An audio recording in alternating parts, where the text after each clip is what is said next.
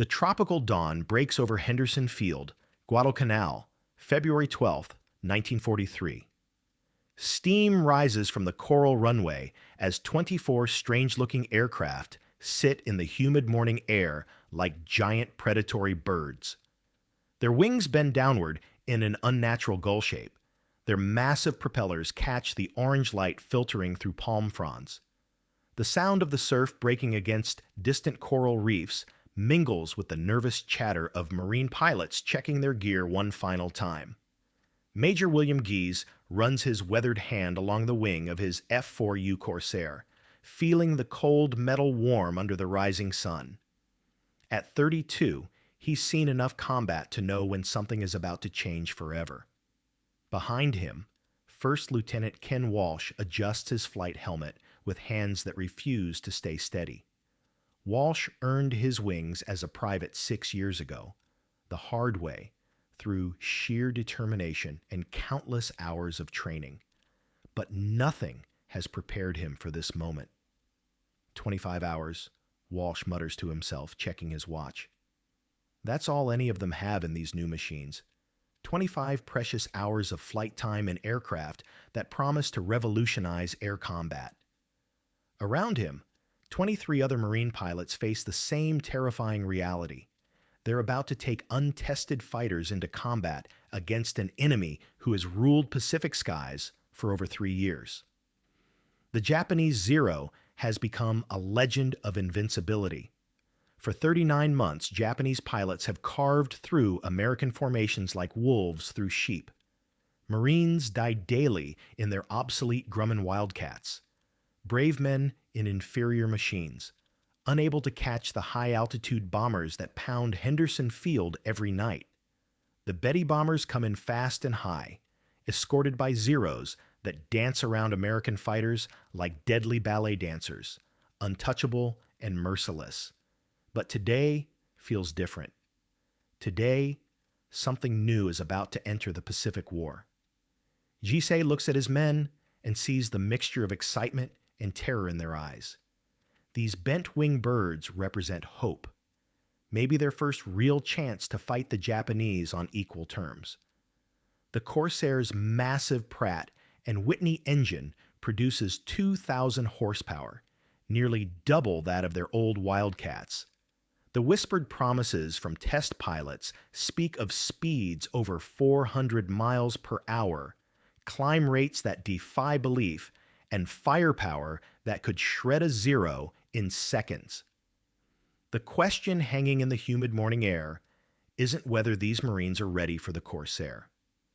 The question is whether the Japanese are ready for what's about to hunt them down in the Pacific skies. As the first engines cough to life with thunderous roars that shake the palm trees, no one, not the nervous American pilots, not the confident Japanese aces preparing for another routine day of aerial superiority, understands that this moment will mark the beginning of the end of Japanese air power in the Pacific. The Corsair is about to earn a nickname that will haunt Japanese pilots for the rest of the war, Whistling Death. 3,000 miles north, Japanese naval air pilot first class Hiroyoshi Nishizawa adjusts his leather-flying helmet in the ready room at Rabaul. At 21, he's already Japan's most feared ace, with 36 confirmed kills painted on the side of his pristine A6M0. His fellow pilots call him the Devil, not for his personality, which remains quietly reserved, but for his supernatural ability to appear from nowhere and send American fighters spinning into the ocean in flames. Nishizawa has reason to feel confident this morning. For 3 years, he and pilots like him have dominated every air battle in the Pacific. The American Wildcats are predictable, slow, and vulnerable. Their pilots are brave but inexperienced, flying machines that turn like freight trains compared to the graceful Zero. The morning briefing promises another routine interception. American bombers heading for Bougainville, escorted by the same obsolete fighters that have provided easy targets for months. The Americans never learn, mutters Warrant Officer Saburo Sakai, adjusting his flight goggles. At 29, Sakai is one of Japan's most experienced pilots, a veteran of the China campaign who has watched American air power grow stronger but never truly dangerous. They send their bombers with the same escort fighters. They refuse to adapt. But Sakai's confidence masks a growing concern that he shares with no one. Japanese pilot training has become increasingly rushed as experienced instructors die in combat. The new pilots arriving at Rabaul have barely 200 flight hours, men who would have been considered unfit for combat just 2 years ago. The Americans, meanwhile, seem to have an endless supply of replacement aircraft and pilots. Still, the Zero remains supreme. Its ability to outmaneuver any American fighter at low speeds has become legendary. Nishizawa can put his Zero through turns that would cause American fighters to stall and fall like stones. The plane's 20mm cannon can tear the wing off a Wildcat with a single well-placed burst. Most importantly, the Zero's incredible range allows Japanese pilots to choose their battles, attacking when conditions favor them, and withdrawing when they don't. What none of the Japanese pilots gathering for the morning mission understand is that their technological advantage is about to evaporate in a matter of minutes. Back at Henderson Field, Ken Walsh struggles into the cockpit of his Corsair, immediately struck by how different everything feels. The seat sits much higher than in his old Wildcat. The engine cowling stretches impossibly far ahead of him. The massive propeller creates a blind spot that makes taxi operations dangerous. He literally cannot see directly in front of the aircraft while on the ground. Engine start procedures, Walsh recites to himself, running through the checklist with sweating palms. The Pratt and Whitney R-2800 double wasp engine contains 18 cylinders arranged in 2 rows of 9, each cylinder as large as a coffee can. When he hits the starter, the sound is unlike anything he's experienced, a deep, rumbling thunder that seems to shake the entire island. Major G's voice crackles through the radio. "Gentlemen, today we escort Army B-24s to Bougainville. The Japanese will come up to meet us, probably in superior numbers. Our job is simple: protect the bombers and learn what these birds can do in combat." What Gize doesn't say, what he can't say without destroying morale, is that they're essentially test pilots flying experimental aircraft into combat. The Navy rejected the Corsair for carrier operations due to visibility problems and tricky landing characteristics. The Marines received them almost by accident, a consolation prize that might turn into a death trap. As the formation taxis toward the runway, the Corsairs create an otherworldly sound. The air intakes on their massive engines produce a distinctive whistling noise that carries for miles. Marine ground crews have nicknamed it the Whistling Death, but they have no idea how prophetic that name will prove to be.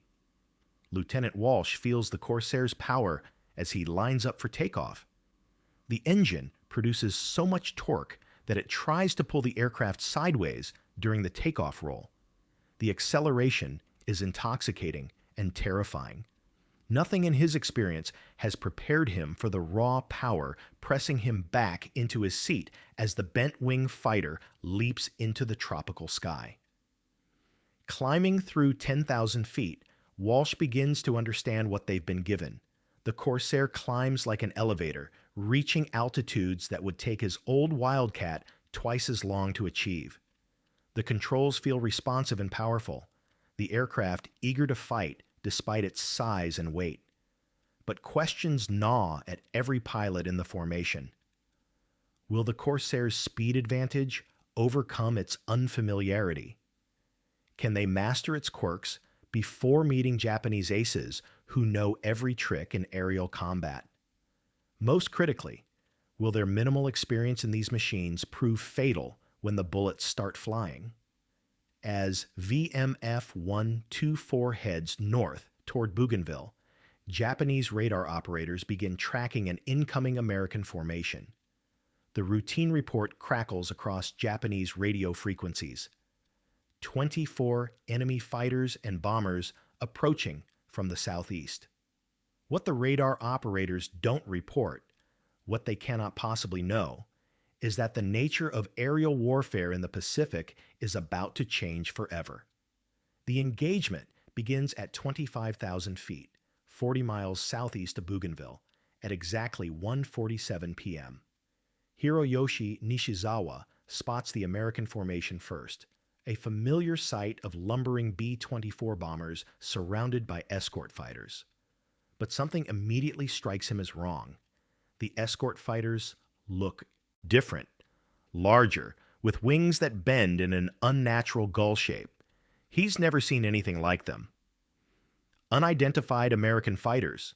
He radios to his squadron leader. New type. Unknown capabilities. Lieutenant Ken Walsh sees the Japanese Zeros climbing toward them like a swarm of angry hornets. 18 deadly aircraft flown by some of Japan's most experienced pilots. His heart pounds as he realizes this is it. The moment that will determine whether the Corsair is a game changer or an expensive mistake. The Japanese attack comes with textbook precision. Nishizawa leads 6 Zeros in a high-speed diving attack, expecting the American fighters to turn toward them in the predictable defensive maneuver that has cost so many Wildcat pilots their lives. Every Japanese pilot knows the routine. The Americans will try to turn fight, the Zeros will outmaneuver them, and the slaughter will begin. But something incredible happens instead. Major Giza doesn't turn toward the attacking Zeros. Instead, he pushes his Corsair's nose down and accelerates straight ahead. Walsh and the other Marines follow their leader's example. And suddenly, 18 Corsairs are diving away from the Japanese fighters at speeds that defy belief. Nishizawa watches in stunned amazement as the American fighters pull away from his diving Zeros like they're standing still. His Zero, considered the fastest fighter in the Pacific, tops out at 350 miles per hour in a dive. The strange new American fighters are easily doing 450 miles per hour and still accelerating. Impossible, he whispers into his radio. They're too fast. Walsh feels the Corsair's incredible power as they dive past 400 miles per hour. The airframe remains solid and controllable at speeds that would tear apart his old Wildcat. Through his radio, he hears Major Gizi's calm voice. Level out and climb. We're going to show them what boom and zoom tactics look like. The Corsairs level out at 20,000 feet and immediately begin climbing back toward the Japanese formation. The massive Pratt and Whitney engines pull them upward at a rate that leaves the Japanese pilots struggling to comprehend what they're witnessing. In less than 3 minutes, the Marines have regained their altitude advantage and are positioning for their own attack. Saburo Sakai, flying wing position with Nishizawa, feels a cold knot forming in his stomach. In 3 years of combat, he has never seen American fighters that could outclimb a Zero. The new aircraft seem to violate everything he understands about aerial combat. They're large and heavy, yet they climb like rockets. They're single-engine fighters, yet they're faster than anything the Japanese have ever encountered. Attack formation, Gizi calls over the radio. Remember your training. Speed is life. Altitude is life insurance. Use both. The Corsairs attack in pairs, diving from above at devastating speed. Walsh picks out a Zero below him and pushes, his stick forward, feeling the aircraft accelerate past 450 miles per hour. The target grows rapidly in his gun sight, a beautiful, pristine A6M painted in the green and gray camouflage of the Imperial Japanese Navy. At 300 yards, Walsh opens fire with all 6.50 caliber machine guns. The Corsair carries twice the firepower of his old Wildcat, and the effect is immediate and shocking. His first burst tears through the Zero's unarmored fuel tank, and the Japanese fighter disappears in a ball of orange flame so bright it hurts to look at. "Got one!" Walsh shouts into his radio, pulling up from his attack and climbing back to altitude. The maneuver would have been impossible in a Wildcat. The old fighter lacked the power to regain altitude after a high-speed diving attack. But the Corsair climbs away from the engagement area, like it's rocket-powered. Nishizawa attempts to pursue the American who just shot down his wingman, but his Zero simply cannot match the Corsair's climbing performance. The American fighter pulls away vertically, gaining altitude until it's nothing more than a dot against the blue sky. For the first time in his combat career, Nishizawa feels helpless. The battle becomes a nightmare for the Japanese pilots. Every time they maneuver to attack the bombers, the Corsairs dive on them from above at impossible speeds. The American fighters hit like thunderbolts, firing devastating bursts from their 6 machine guns before climbing back to altitude faster than any Zero can follow. Warrant Officer Tetsuzo Iwamoto, Japan's third highest scoring ace, finds himself in a turning fight with a Corsair pilot who makes a critical mistake. He tries to turn with a more maneuverable Zero. But even this advantage proves temporary. When Iwamoto gets on the American's tail and closes for the kill, the Corsair pilot simply pushes his throttle forward and accelerates straight ahead. The Zero cannot match the American fighter's speed in level flight, and Iwamoto watches his target disappear into the distance. "They won't fight," he radios in frustration. "They refuse to engage properly." But the Japanese pilots are wrong. The Americans aren't refusing to fight. They're fighting smarter. Walsh and his squadron mates are using the Corsair's superior speed and climb rate to dictate the terms of engagement. They attack when they choose, disengage when they want, and never allow the Japanese fighters to use their superior maneuverability advantage. As the battle continues, the psychological impact on the Japanese pilots becomes devastating. For 3 years, they have owned the Pacific skies through superior equipment and training. Now, suddenly, they're facing American fighters that are faster, more powerful, and seemingly invulnerable to their proven tactics. Lieutenant Takeo Okumura, a veteran Zero pilot with 14 kills, lines up behind a Corsair and opens fire with his 20mm cannon. His first burst hits the American fighter squarely in the fuselage, strikes that would cripple or destroy any previous American fighter. But the Corsair absorbs the punishment without visible effect. The aircraft's rugged construction, designed for carrier operations, proves nearly impervious to damage that would be fatal to the lightweight Zero. The American pilot, Lieutenant Robert Hansen of VMF 124, feels the cannon shells strike his aircraft but maintains control. His Corsair shudders under the impact but continues flying. In his old Wildcat, those hits would have sent him into the ocean. The Corsair's armor plating and robust design save his life. Hansen rolls his damaged Corsair into a shallow dive and accelerates away from his attacker. Okumura follows, pushing his Zero to maximum speed, but the damaged American fighter still pulls away effortlessly. The Japanese pilot watches helplessly as his target escapes, unable to comprehend how a battle-damaged aircraft can outrun his undamaged Zero. The engagement lasts 18 minutes.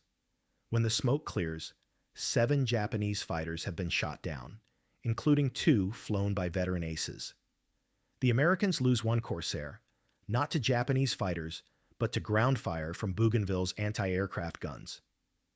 The B-24 bombers complete their mission untouched, protected by escorts the Japanese cannot catch or outfight.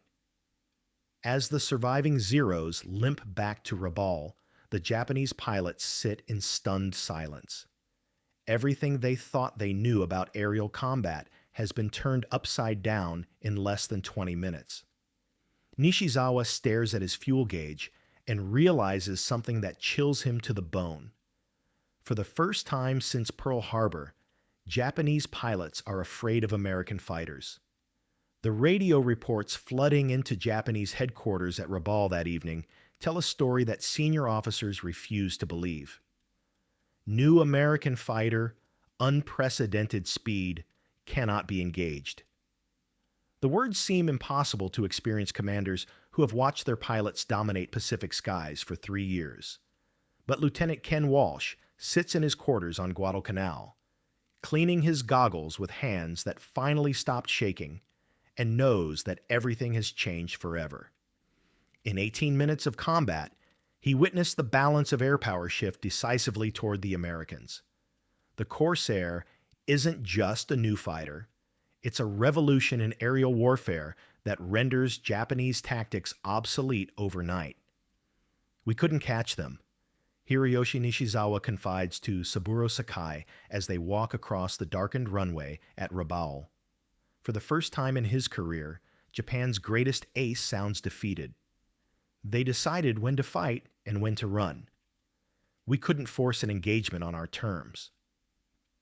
This psychological transformation proves more devastating than the physical losses.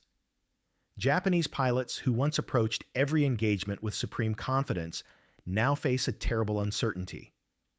What if American technology has finally caught up with Japanese skill? The impact ripples through the Pacific War with shocking speed. Within weeks, reports pour in from across the theater of strange new American fighters that refuse to be caught or outmaneuvered. Japanese pilots begin developing what flight surgeons will later recognize as combat fatigue, not from exhaustion, but from the stress of facing an enemy they cannot defeat with proven tactics. Ken Walsh returns to combat 2 months later and shoots down 3 Zeros in a single engagement, becoming the first Corsair ace. His victory represents more than personal achievement. It symbolizes the technological revolution that will carry American forces across the Pacific to Japan itself. The Corsair's success creates a cascading effect that Japanese strategic planners never anticipated. American bomber formations, once vulnerable targets that required massive fighter escorts, now operate with near impunity under Corsair protection. Japanese bases that seem secure behind rings of Zero fighters suddenly become vulnerable to round-the-clock bombing attacks. Major Gregory "Pappy" Boyington, who will later command the famous Black Sheep Squadron, describes the Corsair's impact perfectly. The Japanese had to completely rethink how they fought us. For 3 years, they could count on superior maneuverability to win any engagement. Suddenly, that advantage meant nothing if they couldn't catch us to use it. The statistics tell the story of this technological revolution in stark numbers. Corsair pilots achieve an 11-to-1 kill ratio against Japanese aircraft throughout the Pacific War. By 1945, Japanese pilots fear the distinctive whistle of the Corsair's air intake so much that the sound alone causes formations to scatter before American fighters even come into visual range.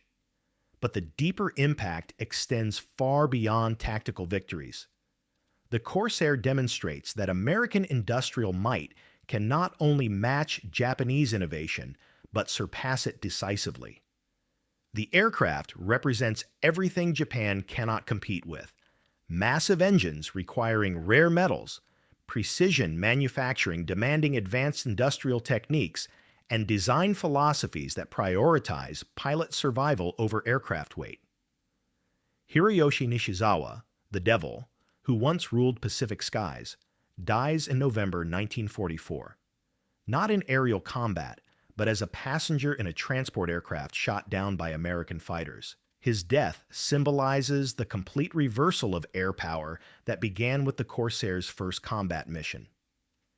Today, aviation historians recognize February 13, 1943, as the day American forces gained air superiority in the Pacific War. But for the men who lived through that transformation, both American Marines who discovered they finally had the tools to fight back, and Japanese pilots who realized their technological advantage had evaporated, the memory remains intensely personal. The Corsair didn't just changed the outcome of battles. It changed the fundamental nature of aerial warfare, proving that superior technology, properly employed, could overcome years of tactical experience and training. In 18 minutes over Bougainville, the age of Japanese air supremacy ended, and American industrial might begin writing the final chapters of the Pacific War. The bent-wing fighters that Marines feared to fly became the instruments of Japanese defeat, whistling death from American skies that would never again belong to the rising sun. Want to see how American industrial might continue to reshape the Pacific War? Check out our video on the Essex-class carriers that brought the fight to Japan's doorstep.